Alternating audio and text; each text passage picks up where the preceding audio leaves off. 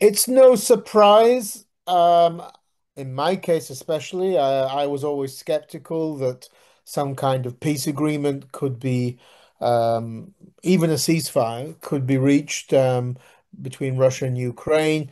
But in particular, in the manner in which Donald Trump approached this, the supposedly the best deal maker in the world. Give me a break. That's about as true as Russia having the second best army in the world.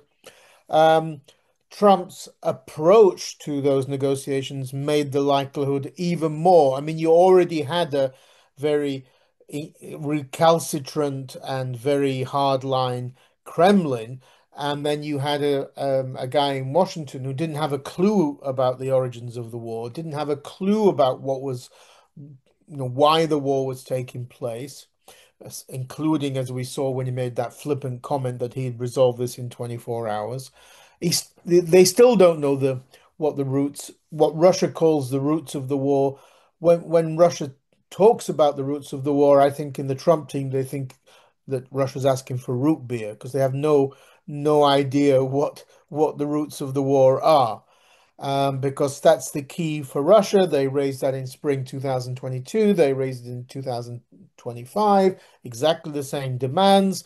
And including in those demands is a long list of legislation going back to the early 90s on education, culture, language, um, religion, memory politics, and such like that Russia demands be rescinded. I mean, you don't have these demands in peace talks usually.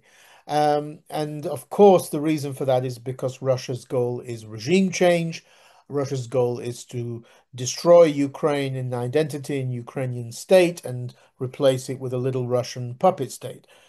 Now, all of that is way over the heads of not just the Trump team, to be quite honest, most Americans. Trying to get published in an American publication like Foreign Affairs or Foreign Policy, writing about this kind of stuff is simply impossible. It's too deep for Americans. Um, it's too 19th century for Americans, and maybe for some Europeans as well. But for certainly, I think Americans can understand the issues of NATO, geopolitics, this kind of stuff. But dealing with issues of Kyiv Rus, thousand years of Russian statehood, who owns what, a territory, and this kind of thing, and which language policies should be implemented, is simply not something that the Trump team and Trump, who can't read more than half a page at a time and brags about never reading books, is never going to understand. So it's no surprise that a combination of hardline Russia and an uneducated, illiterate Trump team were unable to resolve this war. The only way that maybe the Putin team, um, Putin and his cabal in the Kremlin could have been influenced and could have moderated their demands is by applying the sanctions that have been developed in the U.S. Senate by Lindsey Graham, sorry. And those sanctions would add to the existing ones of the Biden team in really hurting Russia's energy sector, and also to provide Ukraine with with specific military aid that would really begin to hurt Russia. Putin, Trump has not done that. He's done the opposite. He's refused to implement these US sanctions that have been developed by Republicans in the US Senate. And he's now cut off all American military aid to Ukraine. What does this translate into? It reinforces views in Moscow that the West is a joke, that the West is run by leaders who are eunuchs, who don't have the balls to take on Russia. Let's put it bluntly. This is how Russia perceives the West. At the same time as the West is debating whether to have a reassurance military force in Ukraine of only 20, 30,000 troops, by the way, of whether to provide Ukraine with military aid and this, that, and the other, Russia's going full speed ahead. It's got China, which has become its main military enabler. North Korea is about to send another large contingent of troops, this time 30,000, and they may be fighting inside Ukraine. And of course, Iran has long been an ally of Russia. So, in the eyes of the Kremlin, Europe's kind of debates and inability um, to kind of be more tougher, and Trump's cutting off of military aid reinforces the view the West is simply weak. Reinforces Russia's military strategy, which is twofold, which is irrespective of high casualties. They don't give a Putin doesn't give a damn that 1,200, 1,300 a day are killed and wounded, and most Russian wounded die. They're just left on the battlefield. They're not retrieved. He doesn't care about that. And there's still enough zombies to keep coming and volunteering to mobilization. I mean, they're easily covering the number of casualties they get each month through this voluntary mobilization. There's enough Russian zombies who are willing to take that high amount of money and come to Ukraine and kill Ukrainians.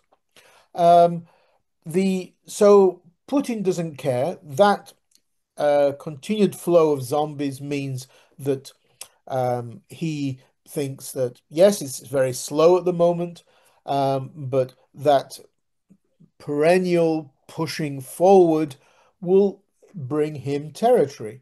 And it does very slowly at very high cost, but Putin doesn't care about that because he thinks time is on his hands.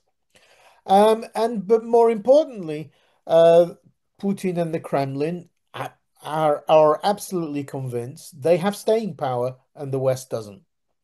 They think the West is eventually going to just give up on Ukraine, just like the Americans have, and with this Chinese, Iranian, North Korean backing, Russia will win the war.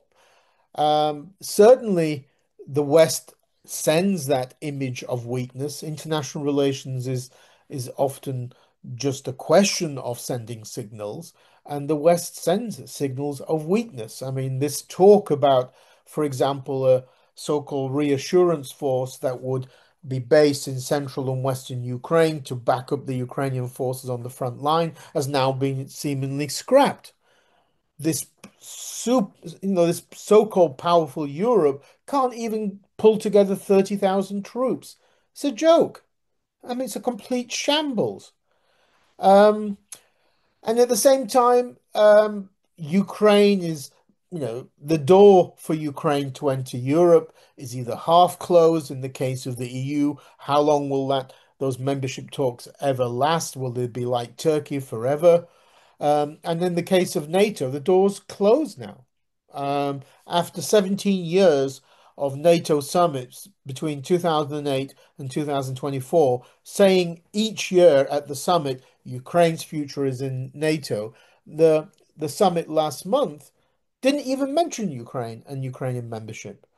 Um, and so you so it would seem NATO has been lying to Ukraine for the last 17 years. And we have a very strange environment whereby the new German Chancellor, Mertz, claims at least he supports Ukrainian membership of NATO. The previous Chancellor Scholz did not. But now in Poland, the new uh, Polish President Nawrocki does not support Ukrainian membership of NATO or the EU. So Polish nationalism is again showing its destructive face.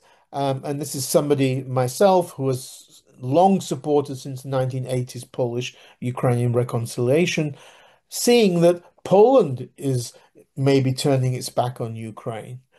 Certainly at the presidential level and at the public level, far fewer Poles support Ukraine joining EU and NATO than actually support Ukraine joining. This is irrational. Ukraine Ukraine should be Poland and Western countries should be begging Ukraine to join NATO, not closing the door on Ukraine. Ukraine has the only battle-hardened, experienced army in Europe. It has the largest army in Europe.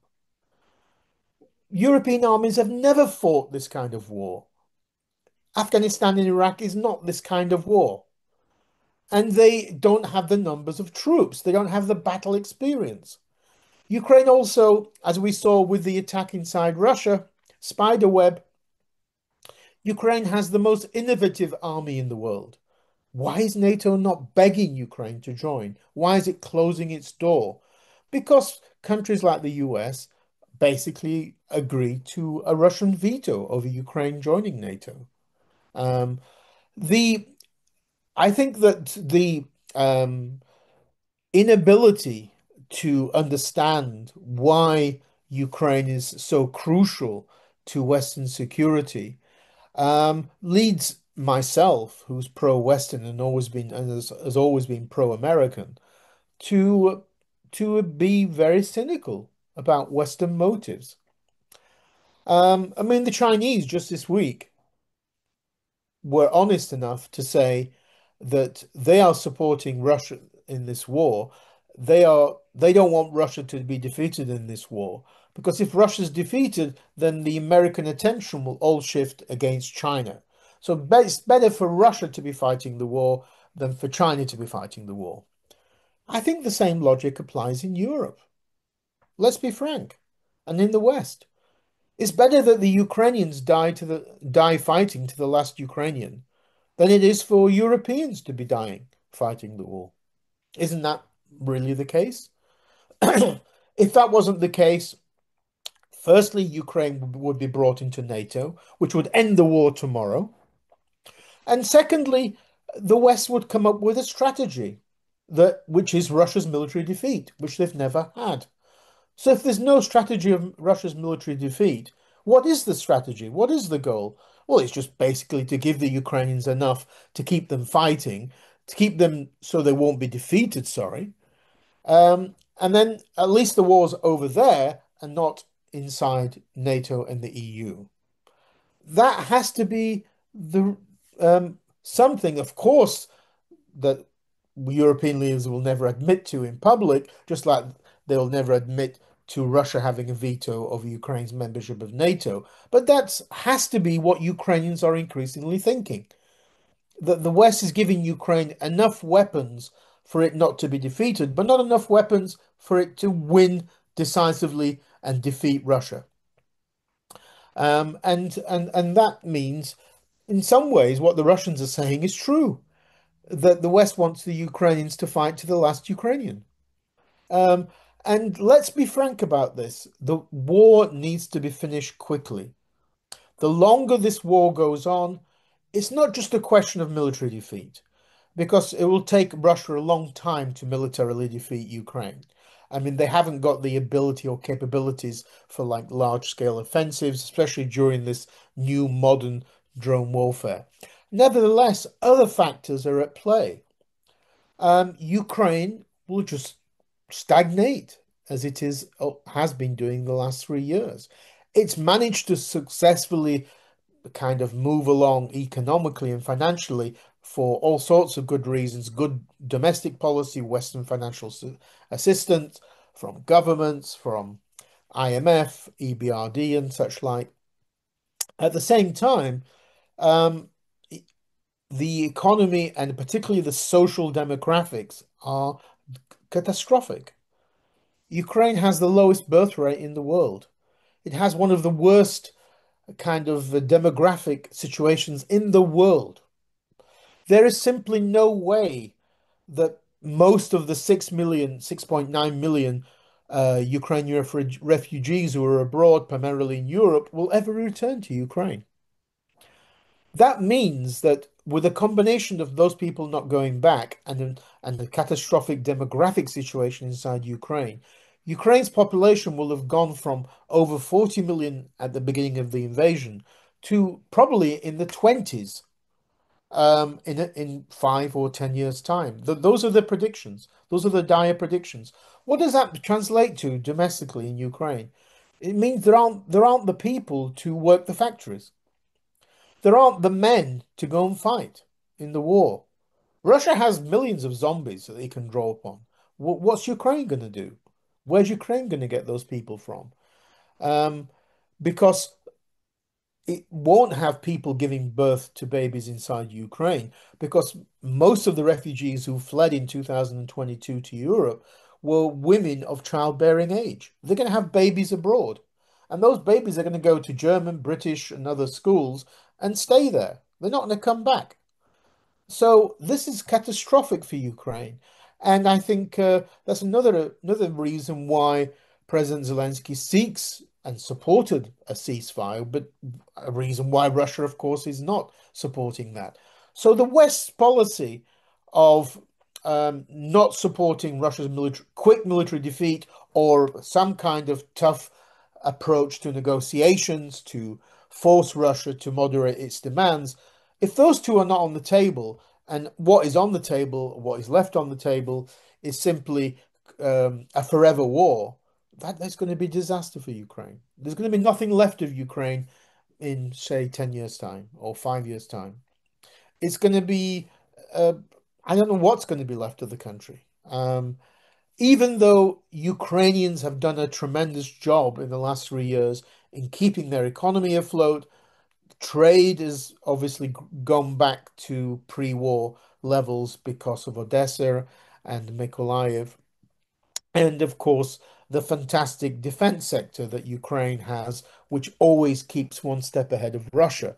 Nevertheless, nevertheless, um, those soldiers at the front line are going to be always looking over their backs. You know, their wives, their sisters, or whatever are in Europe. They're not coming back. Maybe they will never come back. And also, they're also going to be looking over their shoulders at these daily massive bombardments by Russia of missiles and drones, just like yesterday in Kyiv. That's hitting civilians. I mean, how long can this go on for? Um, it is strange that this doesn't seem to be more urgent for Western minds. Because if something collapses in Ukraine, what the hell is Poland and countries like that going to do when 30 million Ukrainians destroy the border fences and arrive with guns in their hand fleeing from Russia? What's going to happen? There's going to be disaster in Europe, a catastrophic disaster, because this will be a massive European crisis. So I think there needs to be greater thinking of what are the goals in this war. It's good that many East Europeans and people from the Baltic states and Scandinavia now have greater influence over Brussels. But let's hope that that leads to at least some concrete movement forward. If there's no attempt on the part, if Trump is out of the way, if the Trump team is now washing its hands of Ukraine, then Europe has to decide what it wants to do in Ukraine. Um, because a forever war is not in Ukraine's interest. And that means Ukraine's going to try and end the war very quickly using its own methods. And that may be not something that Europe will like. So expect more surprises on the part of Ukraine. But preferably, what Europe should be doing is massively trying to bankrupt the Russian economy, bankrupt Russia's budget, um, budgetary income from the export of energy, and also provide enough military and other support for Ukraine with the goal of Russia's military defeat. A forever war is bad for everybody, but especially for Ukrainians. Thank you.